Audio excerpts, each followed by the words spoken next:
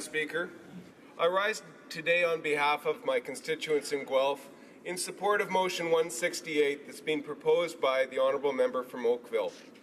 I'd like to thank him for bringing the important subject of net neutrality forward to the House floor for debate today, and it's good to see that we have general support around the House. As Chair of the Innovation and Technology Caucus, I know that this issue affects not only our public discourse in many ways, but also the seen and unseen things that the Internet provides all Canadians. We must recognize the importance this policy will have on ourselves and on future generations of Canadians.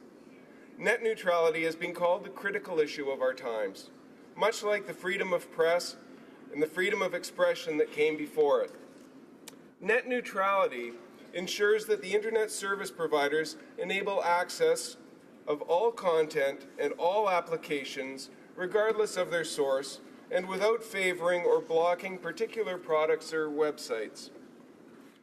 This simple and seemingly uncontroversial statement is at the center of modern public discourse and the digital economy. Net neutrality is a key driver of the Internet, currently the largest information sharing system in human history. The power of this platform to shape economies and public discourse cannot be ignored. Without this standard open and neutral Internet, we could commit a double offense. First, at the expense of entrepreneurs, and second, to the Canadian citizens. Entrepreneurs are constantly on the lookout to try to spread the word of their businesses. If access to the Internet is limited or controlled, small business owners who want to use the Internet to grow their businesses will lose one of their greatest tools in doing so. And Canadians who want access to the services provided by our entrepreneurs or information provided by our colleges and universities will be denied a chance if larger firms outbid small businesses for marketing opportunities. Madam Speaker, net neutrality is in many ways what represents the best of capitalism, the best of our economy. Freedom of the individual, open access to markets, healthy competition, and diversity of goods and services. All these values are upheld by net neutrality. Protecting emerging markets or e-commerce is one crucial reason to support net neutrality. The second is preserving our democracy and the integrity of our public discourse, which depends on accurate information available to everyone. Information is the currency of democracy, Madam Speaker. We're living in an age where new platforms for exchanging information are being developed. These new platforms can have a tremendous sway on our political system. Maintaining free and open communications is critical as we explore new ways to provide open government.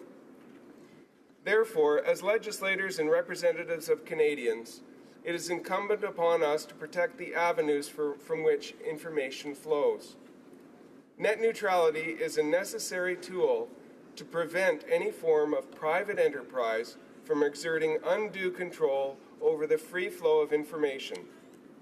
Net neutrality also safeguards against attempts to bias information available as selected by private interests. Net neutrality provides access to public and private broadcasters alike and does not favor one political or business bias over another. We've seen the harm done by concerted and sophisticated efforts to spread misinformation, Madam Speaker. While our government moves to make government more open and improve the democratic process through Bill C-76, we cannot simultaneously work against our own interests by limiting the flow of information on the Internet. In just over 20 years, the Internet has become the new forum for discussion on any subject. It needs to remain an open platform for public discourse, subject to our charter rights and freedoms and anti-hate legislation. It's curious that we find ourselves here defending what should be an uncontroversial idea. However, recent efforts around the world to question and erode net neutrality are cause for great concern, particularly as this discourse becomes polarized. So it's good that we have the opportunity to discuss this on behalf of Canadians. Thankfully, in Canada, we have a strong network of regulations and legislation to protect net neutrality. These come in the form of the Telecommunications Act and the Canadian Radio, Television and Telecommunications Commission, or the CRTC. The Telecommunications Act includes Section 27 that prevents Internet service providers from providing undue benefit or discrimination of their services. As well, Section 36 prevents Internet service providers from controlling or influencing the meaning of communications carried by it for the public. These sections need to be maintained to prevent throttling websites, blocking, or in other ways controlling Internet traffic. This legislation is backed up with a recent decision reached just last year by the CRTC, which outlined several guides and requirements. They found that charging different prices for different types of content, such as music, news, videos, or other types of content, is prohibited. Consumer protection was also strengthened by mandating full disclosure of Internet traffic management practices. This ruling strengthens Canada's commitment to net neutrality by declaring that the Internet service providers should treat data traffic equally. It reaffirms Canada's commitment to economic growth and entrepreneurship and promotes the freedom of speech and diversity of views that Canadians cherish. Madam Speaker, the Internet as it exists now is a shadow of its future self. It has already come to be an invaluable tool for growing commerce, spreading knowledge and culture. By its nature, the Internet is democratic. With it, musicians can gain renown and fame. Entrepreneurs can offer their goods and services at home and abroad. And Canadian culture and tourism benefit as the eyes of the world can see what Canadians have to offer. Should Canada and other nations change their stance and participate in the emerging trend to privatize access to the Internet, we will all lose. Record labels could use their buying power to ensure select artists are the ones available to consumers. Entrepreneurs could have difficulty competing against large firms that can afford to market themselves. And costs to promote Canadian culture outside Canada, and perhaps even within Canada, could greatly increase.